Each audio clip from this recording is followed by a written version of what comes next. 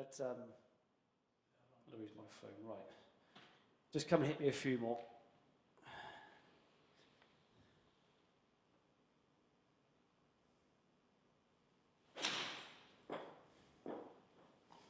Oh.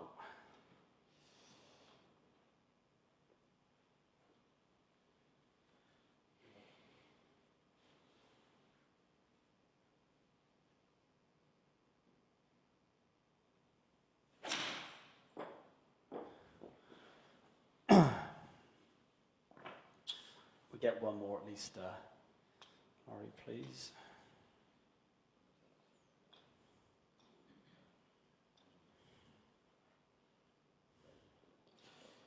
Video. Yeah, I mean, give it a hit. I thought you were long, Laurie. Give it a whack for me. Just, I mean, it's pretty evident, and we'll show the guys why in a second. You can give it a hit, so you can give it a good hit. Yeah, it captures all of them, so. So one more like that would be great, really helpful.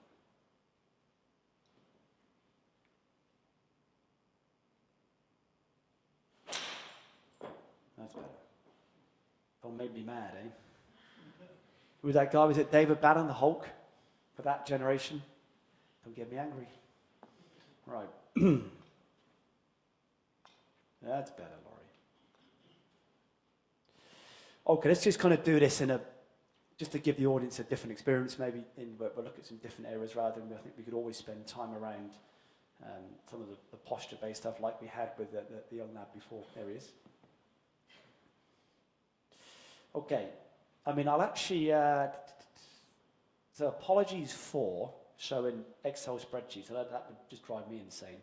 I'm just actually writing the data up for a little research project I'm doing. And of all the things that kind of typically, and this is 21 players I've looked at, 17 of which are either current PGA European or Challenge Tour players, and there's 4 female LET players. So trying to give a balance between the girls and the boys. I don't like just using boys, I think. You've got to make it representative across both genders. I think it's very important. And this is a 7-iron. So typically kind of what can these guys kind of give it a whack normally do. So when I put them in club head speed order, which is this data here, look. So the highest one at the top of the 7-iron down to some of the low ones down below. So the highest one I had was 100.1 with a 7-iron. So it's probably comparable with kind of where you're currently at, Laurie, if you're cruising at 1.0, something with a 6-iron. Yeah. This is guys just doing what they would do in tournament conditions, which is probably comparable with you. We then start looking at the real dominant theme around how much force they apply to the handle. There's a slight outlier in a couple, but there's other reasons why. That typically, club head speed connects back to the more force you apply to the handle. The first discussion in the morning, typically that's 90% of club head speed. So you then look at, say, what Laurie's producing. So just kind of reference the real good ones, 130, 120 something. Look at kind of what Laurie produces through that club force value at the bottom there, 130. So you start to see these threads. Okay, it was interesting. Very powerful, great, but we can always advance it still. You then look at it more how they produce that forces, and then a much more sustainable, reliable, predictable approach to developing players then, which is possibly then why it gets a bit, how do we sustain you on the PGA Tour would be the next question. There's many guys that give it a whack, but they don't earn much money for different reasons. How do we make it reliable, playable, meaningful, sustainable, not just long drives, a different sport to golf, very different. So you start to look at, great, there's a lot of force applied to the handle, which is then why you gain distance. I think we can get you a lot longer than this if that was the question. So let's just say the male ego is great, isn't it? Testosterone's a bad hormone some days, in a good way. It's like, yes. More distance or clarity? Oh, there's your question. Both, absolutely right. And kind of really going back to one of David's questions, which I really enjoyed, is how do we get kind of more pressure into that left side in transition? How do we get which then we know that the more, going back to yesterday, one of the big influences on rotation is really how much we can kind of compress and push through that big toe. Easy way of playing with this, we've not stood up for a while, so everyone stand up for me. Now, not for an absolute second, ever would I ever encourage this. This has nothing to do with golf, it's more just of a playful way of seeing how this movement connects to rotation. So it's just more of a playful exploration, it's not golf. What I want you to do is kind of make a swing, and as you rotate, jump as high as you can. And I hope you all rotate loads. It's just it's just an intuitive response that as we rotate and jump, you probably go, whew, that young lady's brilliant at that, so excellent example. Very, very good. You get this wonderful kind of rotation. So it's just in response to how much we push through that big toe, all the energy goes back up into the system, the response being we rotate loads. So the kind of the idea of jumping, big toe connection kind of stuff. And ironically, now lift your toes off the floor for me and reproduce the same movement. I hope you find it a little harder. Fair for many of us. Happy with that? Good. And just allow me, for the sake of 30 seconds, just do it properly. So apologies for 1 second. Video. Select email.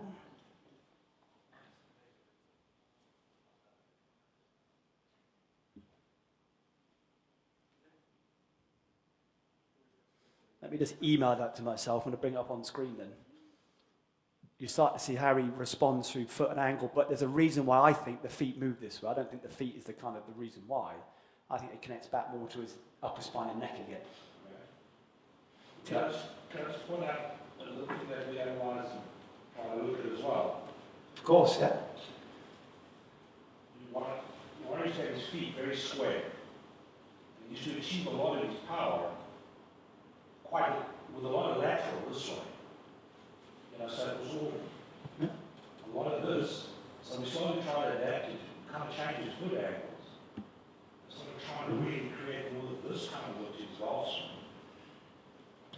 Instead of more, because he's kind of lived with this long head and kind of stigma too. So everything was just, so slowly we're trying to get him to introduce those things into his game. And I think it's helped him as well. It's a bit the caveman approach, isn't it? It's a bit the caveman approach, okay. But not in a bad way, it's a good way, by the way, so. Yeah. Yeah. Let's try again. He's from Kuopio, that's why. Yeah, he's from Kuopio, they've got a lot of caveman. Right, let's try and download this. Just do it properly for the sake of a minute. We can bring across a...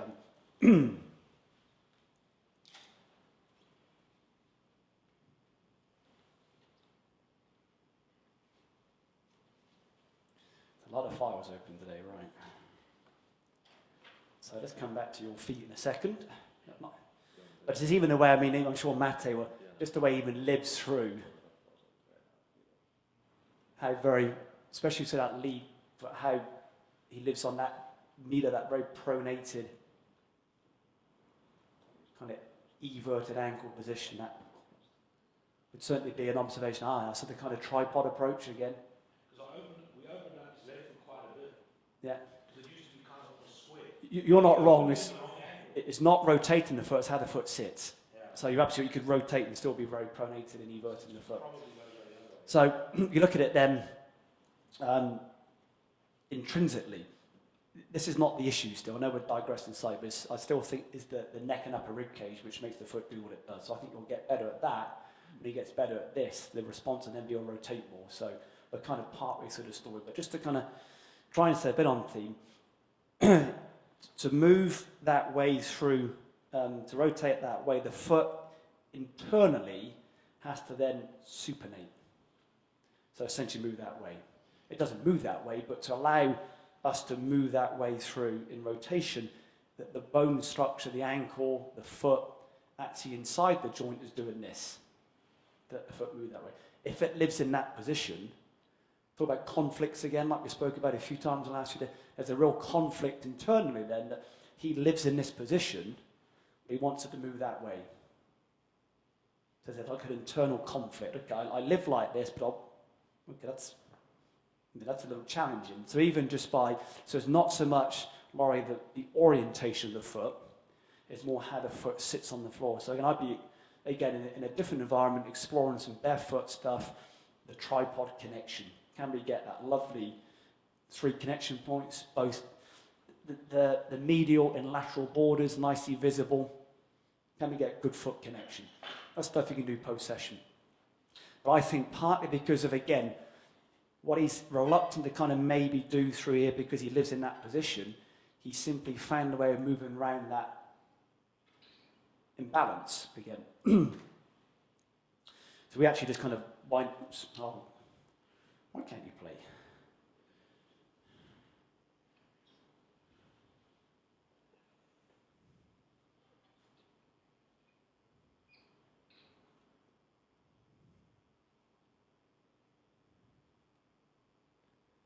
How early he loses that connection in that big toe in transition. So we look at actually the shape of his shoe and that right foot. We talk about the line of force in that foot, moving along that metatarsal. How the ankle in some ways on that right foot, Laurie actually now starts to rotate outside the big toe. So impact's about there because of the shutter speed. How soon he moves on to the outside of the left foot, which is why that right foot starts to then adapt. A bit like the young lad we showed you earlier, but just on a much better version, much better version than that. I think why you move that way, partly is the position you live in at setup, and then in addition to that, I think David's right in what he says, but we can just expand on this. Just make it more precise, Laurie, more accurate, that kind of stuff. It's almost, again, I think part perception maybe. Okay, how do I shift the pressure left more? How do I get more of that? It's then how the person actually moves that way. We look at it from top of backswing and stop and just crudely place a lot of reference on that. Call it the top of the rib cage for easy discussion, that how much in transition that rib cage goes so far left so early. In some ways, I think it's absolutely the right movement, just needs to be delayed. So no one's saying don't move that way, just delay moving that way. So there's a big difference in removing it and reducing it. It's funny, it's something we've worked on a little bit, because one of the ways that when Laurie tells me that he's playing in tournaments, he tells me he's kind of struggling with his ball strike. Yeah. Feels that his lower body kind of gets ahead of this part gets ahead of him too quickly. Yeah. So what we're trying to get him to do is get a feeling that he recenters. Yeah. So when he gets to the top, instead of starting down that way, Yeah. we're trying to get him to actually start this way by recentering. Yeah. So that could be maybe a little overdone. So I think I need to start his downswing more there instead of start his downswing there. As soon as he gets here, it's so fast here. That's why I go back to, again, why words are so important. No one's saying remove this, we're just saying delay the movement, not remove the movement. So to kind of then, again, refine David's feedback, look at by that kind of, call it the start position of that circle, how he gets still a long way left of that. Yeah. So he, absolutely right, completely agree. Very much the right thing. Who am I to say the right thing to do? Just delay it. So it's almost kind of a little bit, you kind of take the view when it's too much, too much. It's probably a little bit too early now, moving that way. Going back to some of those earlier values that we discussed, David, on some of the pelvis-based stuff, when we look at, say, the elevation of the pelvis, which is the silver plot, and how then, when you go so far left in transition, how it compresses the hip. When the hip gets compressed, we use the feet. The foot and ankle then start to have to adapt for what's happening elsewhere. So I think much of what we see through here, which then connects back to good luck getting rotation in that position based on a little jumping movement you did. It's not so much you can't rotate, I think you rotate beautifully. It's not so much I don't think you've got wonderful foot and ankle and hip movement, it's just not allowed to move well because it's probably just a little bit too early, too much, and that ribcage movement left in transition. So my response to be, absolutely move how you move, just delay when that ribcage goes left. There's more of a time. That's why I never know why things are called 3D. It should be called 4D, because the fourth dimension is timed. The time it takes to produce these movements. There'd be more of a delay in it. Even going back to, we've not even discussed this today, but I mean, it's such a popular area amongst some of the golf coaches, amongst some areas in golf coaching. We then look at some of those kind of those kinematic plots, if you wish to call it that. The silver plot being the rib cage, the blue one being the pelvis. That really how early, for those that have been around. I think TPI done great with this, by the way. I think they brought a lot of great exposure to this, so you have to really appreciate, I think, what they've done in a good way. How early that silver plot peaks before the blue one. So I would say, how do we really help you? I think it's just refining what you do, not changing what you do. How do we become a much better version of Laurie? Yeah, just a much better version of you. What's interesting is that his TrackMan numbers have improved dramatically in the last year. Because he's very, very good at golf. He used to be 10 degrees down to the 6 iron. Yeah. But I mean, but relate that back to those kind of movements. You're a smart boy. And you kind of look at this, going back to that kind of slightly kind of, not dismiss, it's slightly kind of fun comment I made earlier. Most guys on the PGA Tour, good despite what they do, because they're just very, very good at golf. And I learned that a long time ago. Some guys aren't that good at golf despite the information they have. And some guys are good at golf despite the information they have. Some guys, you just chose your parents well, Laurie. So good choices, really. Well done. You chose well. Some guys made, unfortunately, less so when it comes to golf. Some people are just good at golf. Their GPS is that good. Remember those little movements? We often do that initially. You look at people like Bubba Watson, even a generation way back, Sandy Lyle for the slightly more established guys in noise, but Bubba being probably the best example. Bubba's caddy is one of my real close friends in golf. If you want to follow someone on Twitter, a guy called Ted Scott. Ted, I love Ted, one of the best guys I know, so he's well worth a connection with Ted. And he's Bubba's caddy, a dear friend of mine, so that's a guy to follow.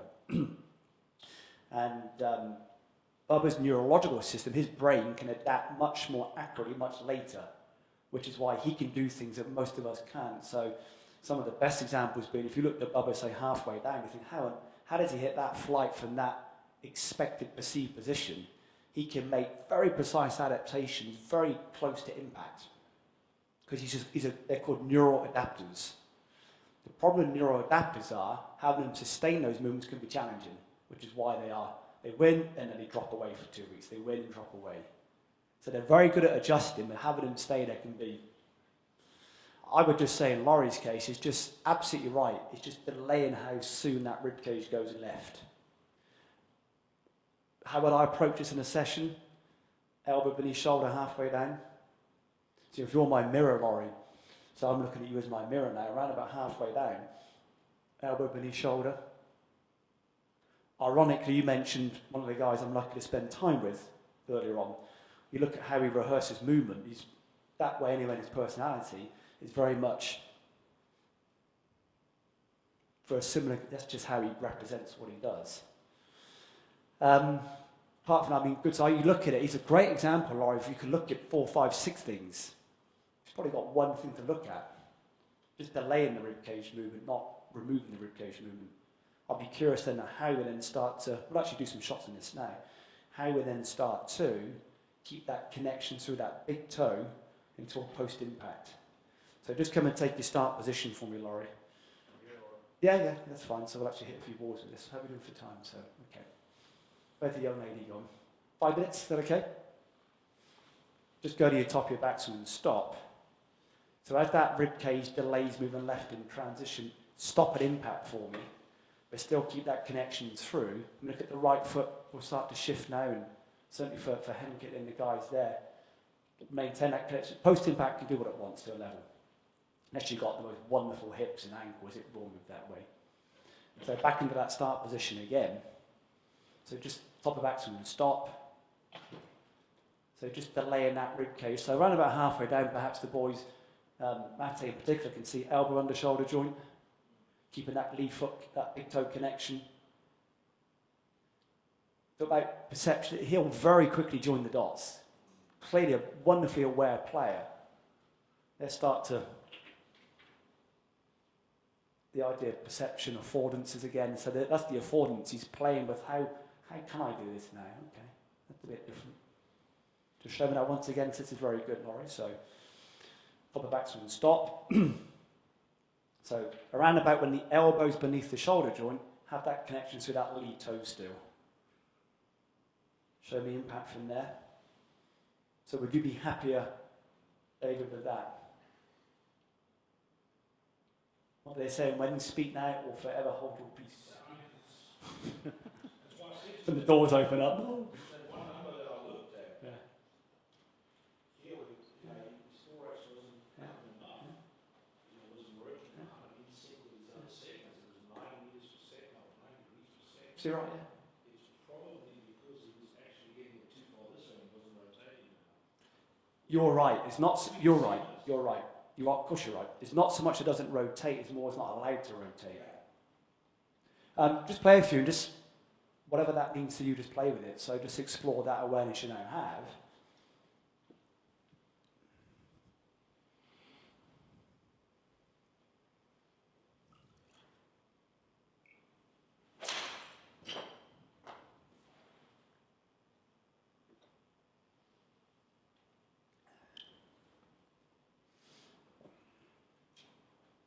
I'm doing nothing, you just do your thing for a few more, so. Good.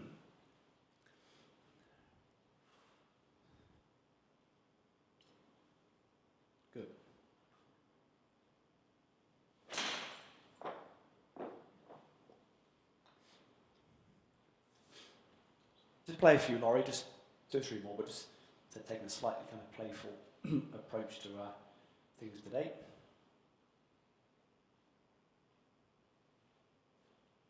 Show me impact, sorry Laurie, show me impact once again, so show me half down, impact, good,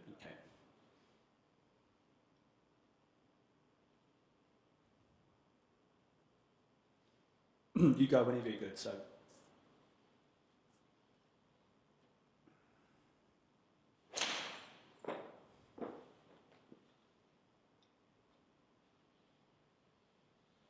My computer is very slow today.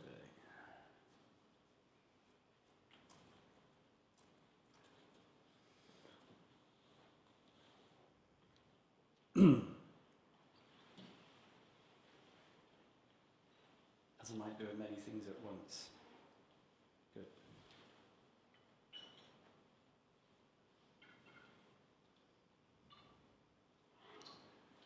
Come on. So, let's go back to looking at this.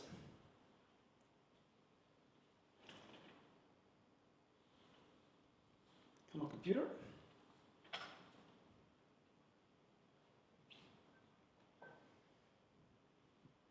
Thursday afternoon, Laurie, just goes at a pretty chilled pace.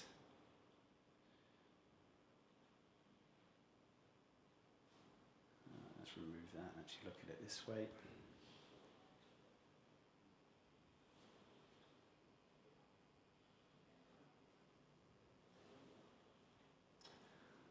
Oh, sorry, I'm being very silly today. Right.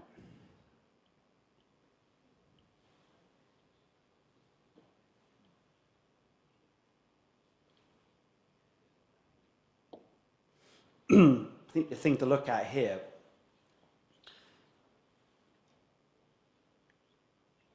so on the right is where you are, on the left is where you were. So you've got to look at these values relatively, that he's got actually more rotation on top of backswing. Why, who knows? Might just be because he's aware of things. You know the easiest way to improve a very established player's backswing, give him a different concept of impact. They start to perceive backswing different perception again. So we've got kind of close to 5 degrees of more rotation at the top there anyway. So we add that onto the impact position, 6 degrees more rotation at rib cage.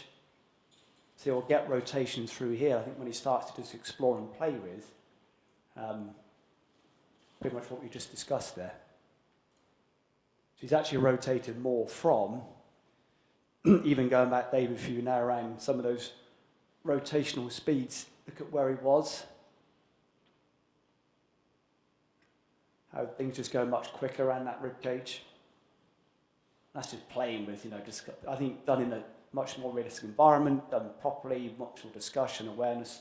I can't see from here. What is this peak sweep to impact now in second, since you're trying to get that feed? Are we still right? So this is the rotation. This is not the time to impact. This is the amount of degrees. Yeah, so 20 degrees faster in the pelvis and 100 degrees quicker in the rib cage. So it's rotating more quicker. But again, it's why. It's not just saying, hey, mate, rotate more. Why does he find rotation a challenge? I would just go back to being aware of how that left foot sits at address and not reducing or removing that rib cage, just delaying it. Just delaying it.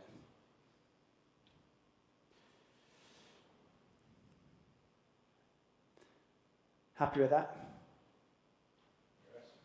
Yes.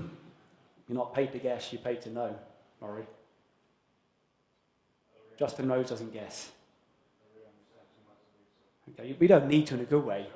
Yeah, I mean, in reality, you need to go, I can do that. Could you play that way?